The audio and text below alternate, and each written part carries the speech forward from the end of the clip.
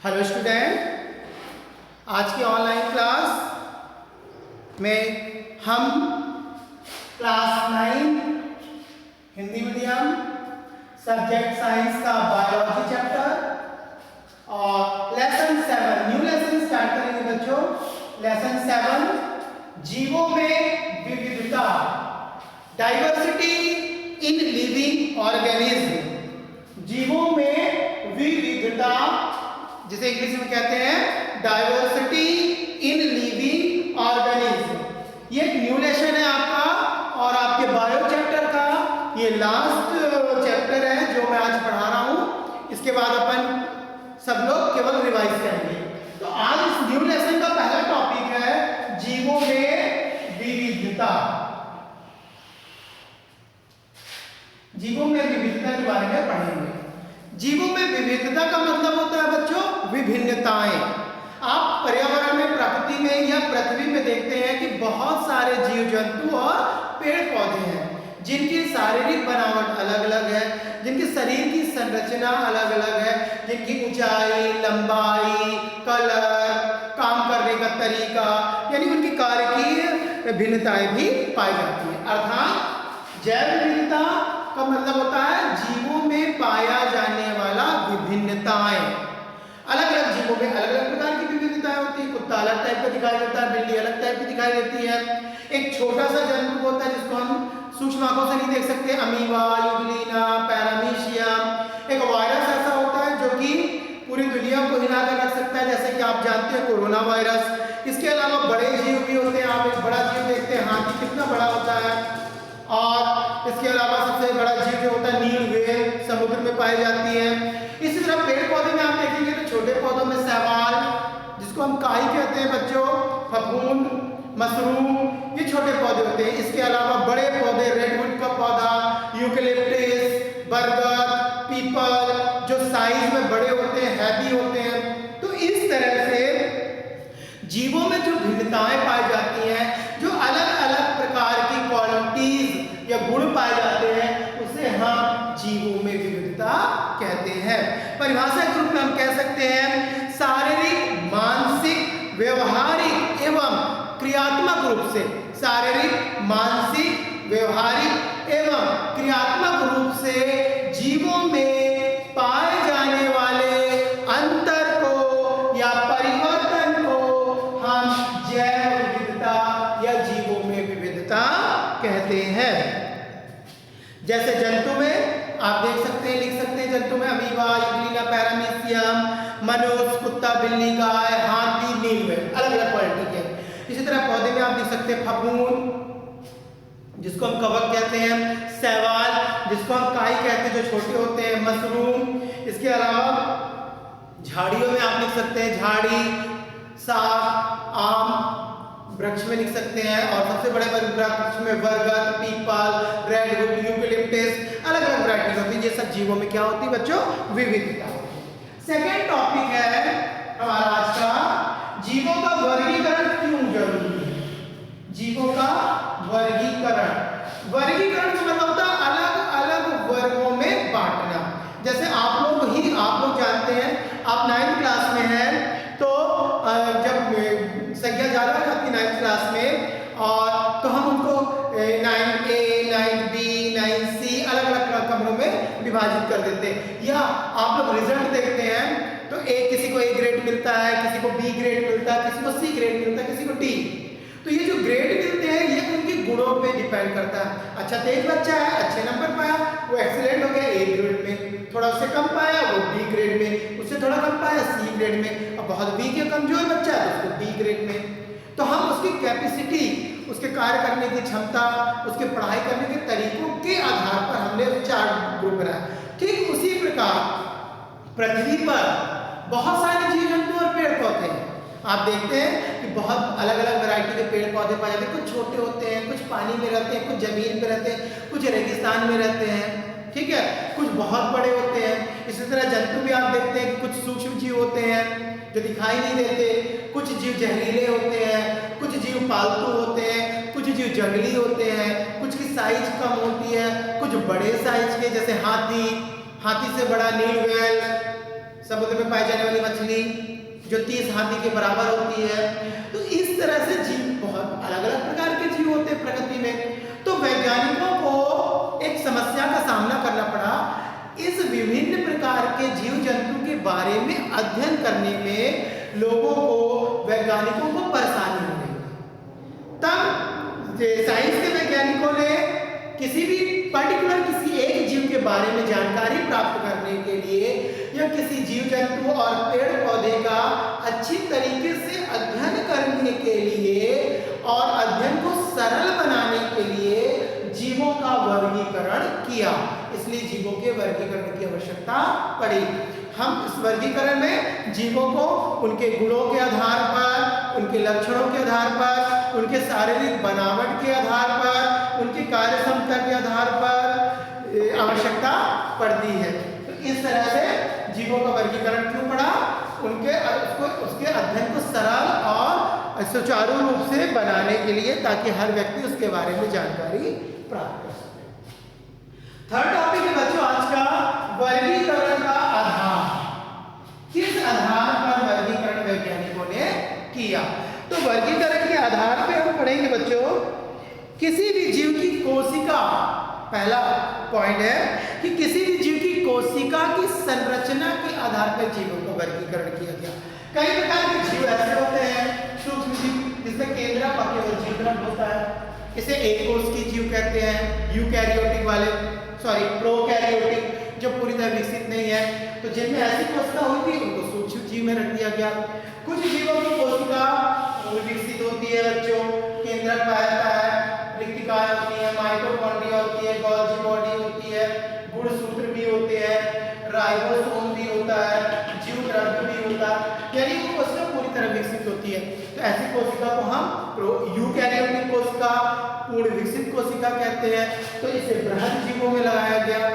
तो पहला पॉइंट ये हुआ, कोशिका की संरचना के आधार पर किस जीव की कोशिका की संरचना कैसी है, उसके आधार पर जीवों को वर्गीकरण किया गया।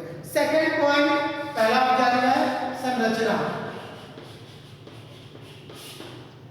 सेकेंड, कोशिका की संख्या, कोशिका की संख्या के आधार पर। अगर कम संख्या वाला है तो उसको एक कोश की जीव में रखा गया, और एक से अधिक कोशिका वाला उसको बहुत कोश की जीवों में रखा गया। फिर तीसरा जो था, किसी भी जीव का वर्गीकरण उसकी कार्य क्षमता, कौन सा जीव क्या काम करता है उसकी कार्य क्षमता के आधार पर। जैसे पेड़ पौधे अपना भोजन स्वयं बना लेते हैं, इसलिए उनको हम स्वपोषी में रख दिए। मनुष्य आदि जंतु अपना भोजन स्वयं नहीं बना पाते, इसलिए उन्हें हम विषमपोषी में रख दिए। तो तीसरी है उनकी कार्य क्षमता के आधार पर बांटा गया।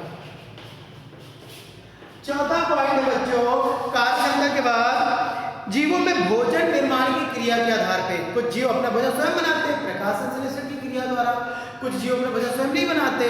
तो उस आधार पर भी भोजन निर्माण के आधार पर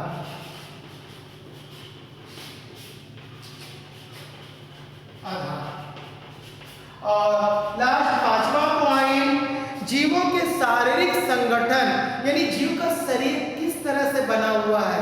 क्या वो एक कोशिका वाला है, एक से अधिक कोशिका वाला है, क्या उसके शरीर पे हड्डियां हैं कि नहीं है, पसलियां हैं कि नहीं है, पूंछ है कि नहीं है, सर पूरी तरह विकसित है कि नहीं है, वो जीव संतान को जन्म दे रहा है कि अंडे दे रहा है, उसके आधार पर। तो ये शरीर की बनावट, शारीरिक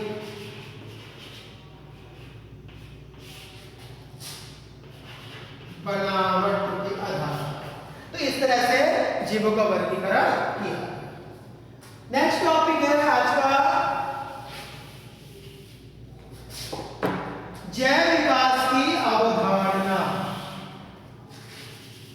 अभी वर्गीकरण का आधार देखे हैं, अब जैव विकास की अवधारणा। तो ये जैव विकास क्या होता है बच्चों?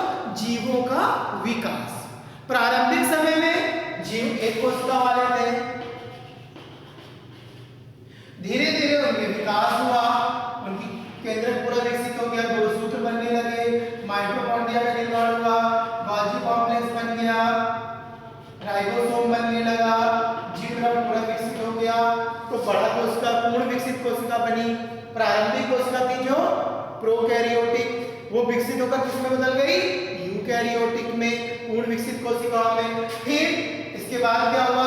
कई कोशिकाएं आपस में मिलने लगी और आपस में जुड़कर ऊतक बनाने लगी। ऊतक, फिर बहुत सारे ऊतक आपस में जुड़ गए, ये बहुत सारे ऊतक आपस में जुड़ गए तो बन गया अंग, और अंग के जुड़ने से शरीर। इस तरह धीरे धीरे जीवों में विकास शुरू हुआ। पहले जीव पानी में रहने लगे, फिर जमीन पर आने लगे, फिर वृक्षों में चढ़ने लगे। तो क्रम से वातावरण के परिवर्तन के कारण जीवों के संरचनाओं में, उनके अंगों में, उनकी कोशिकाओं में परिवर्तन होने लगा और नए नए अंगों का निर्माण हुआ, नई नई कोशिकाएं विकसित होना शुरू हो गई। और वह जीव धीरे धीरे धीरे धीरे विकसित होकर आज का पूर्ण विकसित बृहद जीव के रूप में निर्मित हो गया। इस तरह जीवों में धीरे धीरे होने वाले परिवर्तन को, जिसके कारण वो जीव वातावरण के अनुसार जीवित रहने योग्य बनता है, उसे हम कहते हैं जैव विकास। ठीक है बच्चों, जैव विकास की अवधारणा के बारे में प्रसिद्ध वैज्ञानिक चार्ल्स डार्विन एक वैज्ञानिक थे। डार्विन नामक वैज्ञानिक ने 1859 में एक पुस्तक लिखी थी। पुस्तक मीन्स बुक, द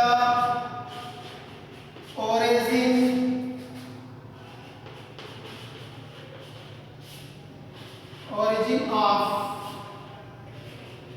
species, मतलब नई जाति का उत्पन्न, नई जाति बनना। ओरिजिन माने उत्पन्न, स्पीस माने जाति, नई जातियों का निर्माण होना। तो लगातार बदलते वातावरण के अनुसार जीवों के शरीर में क्या होने लगा बच्चों? परिवर्तन होने लगा, जिससे वो पूरी तरह विकसित होकर पुराने जीव से अलग हो गए। और इसी तरह मनुष्य, बंदर जो है विकसित होकर मनुष्य का रूप ले लिए और मनुष्य की एक अलग जाति बन गई। तो जैव विकास की अवधारणा के बारे में चार्ल्स डार्विन नामक वैज्ञानिक ने 1859 में अपनी पुस्तक में लिखा था, द ओरिजिन ऑफ स्पीसीज में, कि किस तरह बदलते वातावरण के अनुसार जीवों के शरीर की कोशिकाओं में, उनके अंगों में, उनके ऊतकों में परिवर्तन आता है, जिससे उनमें नए नए क्रियाएं विकसित होती हैं, नई नई कोशिकाएं बनती हैं और वो अपने पूर्वज से अलग हो जाते हैं और एक नया जाति का निर्माण करते हैं। फॉर एग्जाम्पल, बंदर पूरी तरह विकसित होने के बाद मनुष्य में परिवर्तित होता है। नेक्स्ट टॉपिक, आदिम जीव। इसे कहते हैं आदिम जीव। तो आदिम जीव का मतलब होता है प्रारंभिक जीव। वह जीव जो प्रकृति में सबसे पहले उत्पन्न हुए, विषाणु, जीवाणु, प्रोटोजोआ,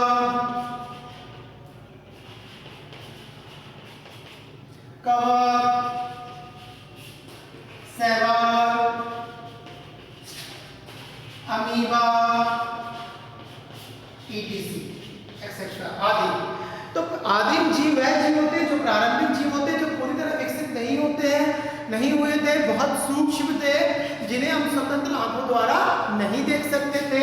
ऐसे प्रारंभिक जीव जो विकसित होकर आज का जीव बने हैं, उन जीवों को ही हम आदिम जीव कहते हैं, जिसमें विषाणु, जीवाणु, प्रोटोजोआ, कवक, शैवाल, अमीबा, यूग्लिना, पैरामीशियम, क्लेमाइडोमोनास, नाइजोरेप्टर आदि कई सूक्ष्म जीव आते हैं। ऐसे जीवों को हम आदिम जीव कहते हैं। ओके, फिर नेक्स्ट टॉपिक है आज का लास्ट टॉपिक, वर्गीकरण एवं पदानुक्रम। क्या होता है वर्गीकरण एवं पदानुक्रम? तो जैव विज्ञान, ठीक है, जैव वैज्ञानिकों ने, साइंस से रिलेटेड वैज्ञानिकों ने सारे जीवों को एक बड़े समूह में बांटा। उस बड़े समूह का नाम क्या था बच्चों? बड़ा समूह बनाया, जिसे उन्होंने कहा जबर। इंग्लिश में इसको कहते हैं किंगडम। वर्गीकरण का आधार पर बता दिया था कि जीव की कोशिकाओं के आधार पर, उसकी संरचना के आधार पर, उसकी संख्या के आधार पर, उसकी क्रियाशीलता के आधार पर, उसके भोजन निर्माण की कैपेसिटी के आधार पर जीवों को जगत में बांटा, सारे जीवों को एक बड़े जगत में रखा, जगत किंगडम, और इसको दो जगत में बांटा, जंतु जगत, एनिमल किंगडम,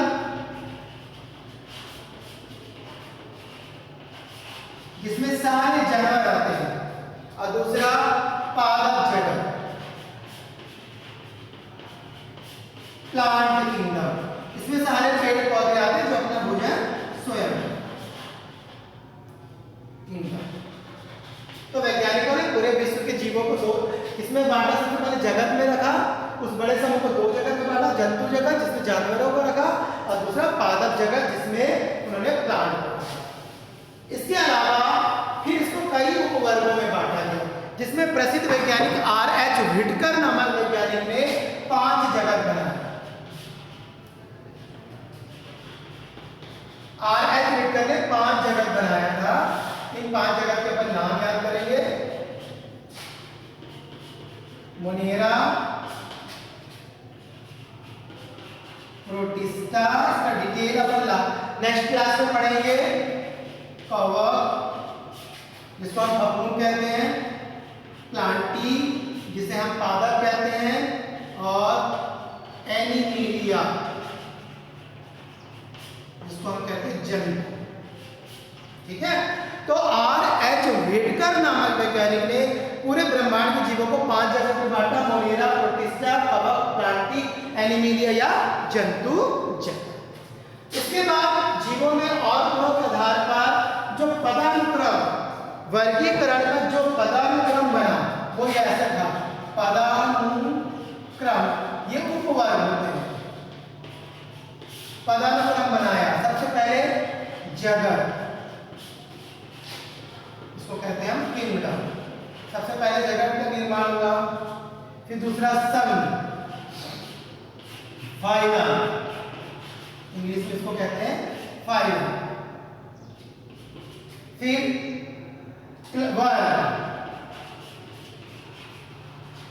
क्लास, फिर गण, ऑर्डर, फिर वंश,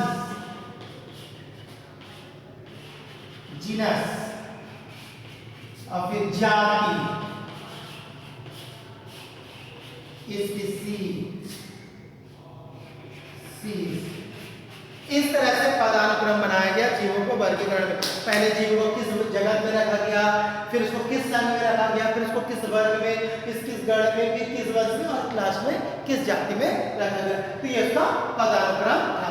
तो बच्चों, आज की क्लास आपकी कंप्लीट होती है। आप इस YouTube वीडियो को अच्छी तरह से देखेंगे, सुनेंगे, सब्सक्राइब करेंगे और कमेंट में अपना नाम लिखेंगे। Thank you.